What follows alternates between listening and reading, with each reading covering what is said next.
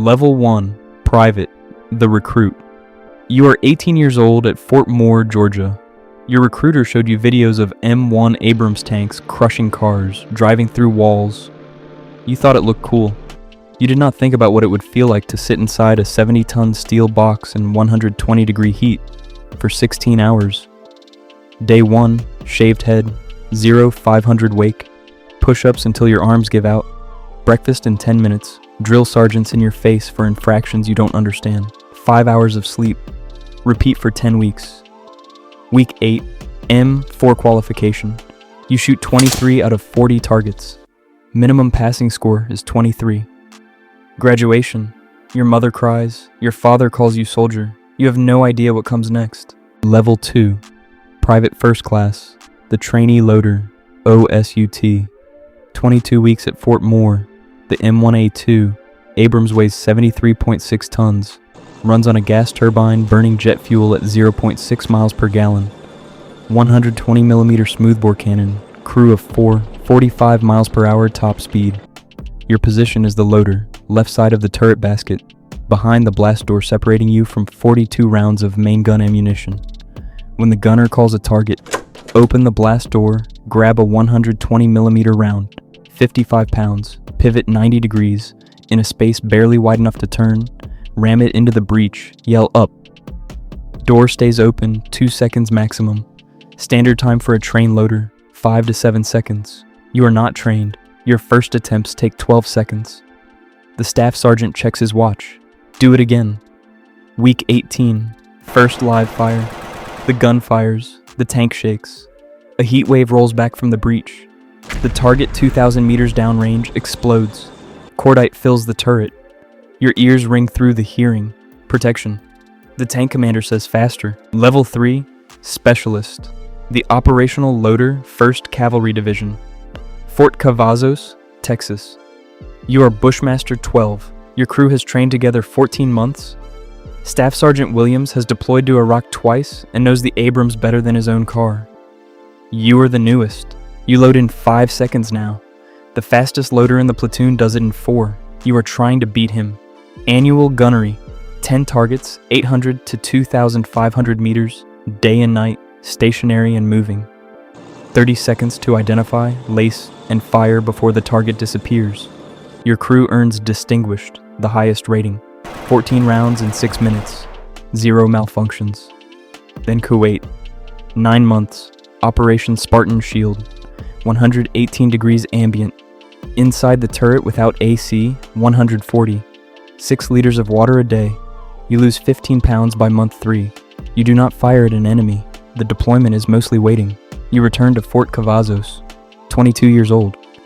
You re-enlist for 4 more years. You want to become a gunner. Level 4, Sergeant. The gunner skills test takes 2 weeks. You learn to operate the gunner's primary sight, stabilize thermal imaging, laser rangefinder accurate to 10 meters at 8 kilometers, and a fire control computer that calculates a ballistic solution in under 1 second based on range, target speed, wind, temperature, and barrel wear. The engagement sequence. The tank commander calls the target. You acquire through the thermal sight. You laze. The computer solves. You confirm identified. The commander orders fire. You announce on the way. You squeeze the trigger. First round hit probability against a stationary tank at 2,000 meters, above 90%. Against a moving target at the same range, with the tank also moving, around 70%. Poland, Atlantic Resolve. 9 months at Jagan. Exercises with Polish, German, and British forces. You fire 87 rounds. First round hit rate, 91%. The one miss stays longer than the 79 hits. Moving target, 2,200 meters. Your tank moving at 20 miles per hour, wind gusting. Round impacted 10 meters left. You corrected and killed it on the second shot. You replay the first shot for weeks. 91% is exceptional. You know this. You also know about the 9%. Level 5, Staff Sergeant. The Tank Commander Certification Course. 3 weeks. The phrase that defines the role is written in the first day's materials. The tank commander is responsible for everything the crew does or fails to do. You command Bushmaster 11. You have the commander's independent thermal viewer, a 360-degree rotating thermal sight mounted above the turret, independent from the gunner's sight. You can acquire the next target while your gunner engages the current one. You have 7 periscopes giving you a full view of the battlefield. You have a remotely operated .50 caliber machine gun.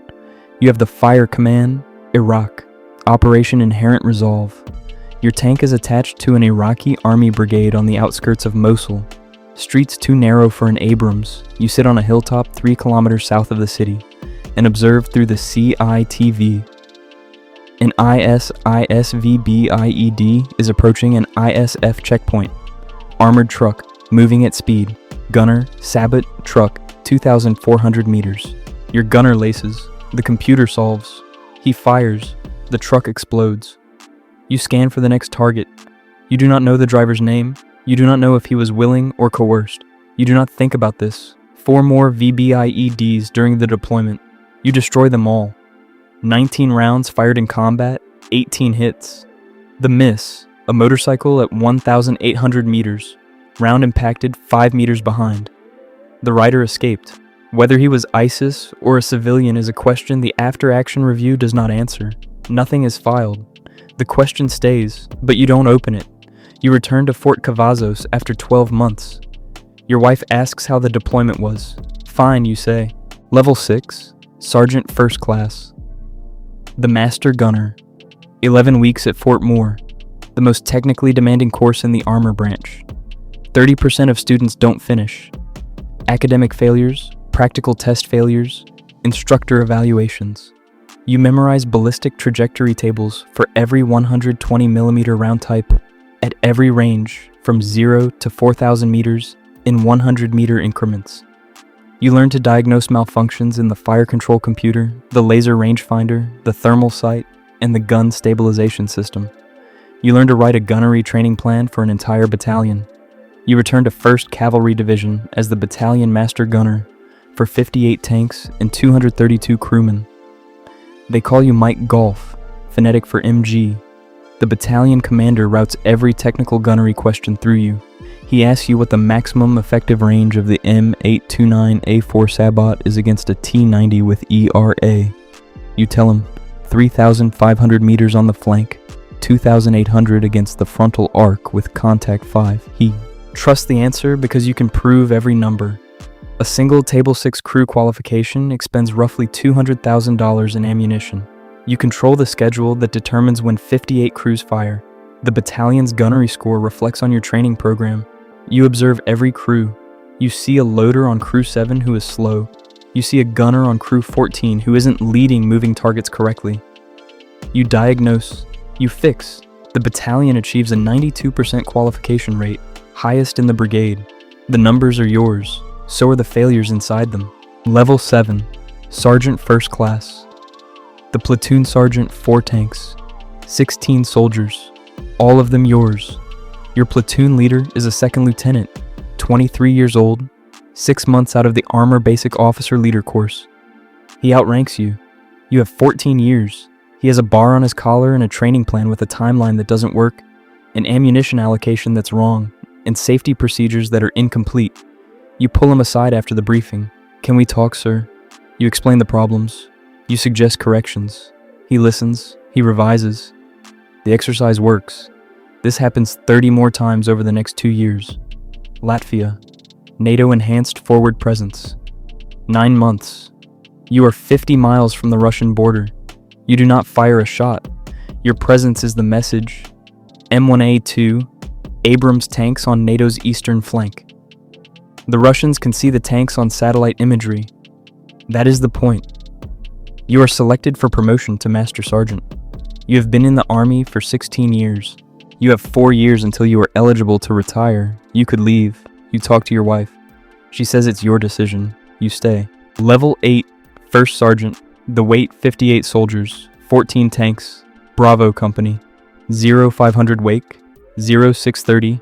Update brief, 0700 area inspection. Then the day begins. A specialist failed his fitness test. A sergeant's performance is declining. Divorce.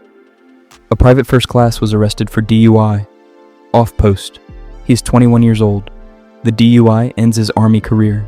Chapter proceedings, general discharge, G. I bill lost. You process the paperwork. You have done this before. You attend a memorial service for a soldier from another company. Motorcycle accident, 21 years old. You stand at attention while TAPS plays. You stop counting the soldiers you have known. Syria, 6 months. Logistics, fuel, ammunition, maintenance, food, water. 58 soldiers fed and mission ready. You do not enter combat.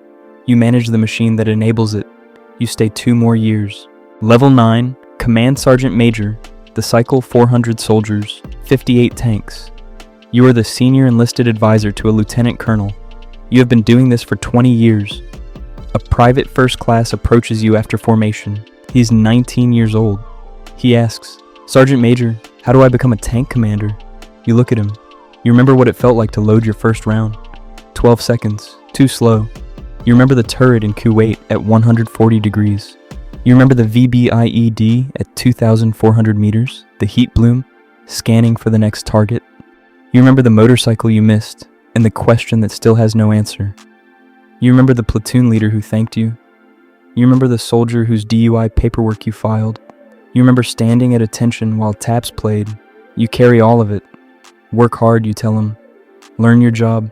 Take care of your crew. The rest will follow. He thanks you and walks away. Somewhere at Fort Moore, an 18-year-old is in the loader's position for the first time. The staff sergeant gives the command. The recruit reaches for a 55-pound round. His hands are shaking. He pivots, rams, yells up. 12 seconds. Too slow. Do it again. He doesn't know what 12 seconds will eventually become. He doesn't know about Kuwait or Poland or the outskirts of Mosul. He doesn't know about the one miss that never fully closes. He doesn't know what it sounds like when TAPS plays for someone you knew. He just knows that loading a 55-pound round in 12 seconds is harder than it looked in the recruiting video. The cycle has no end. Only new beginnings inside a 70-ton steel box that moves at 45 miles per hour and destroys everything in its path.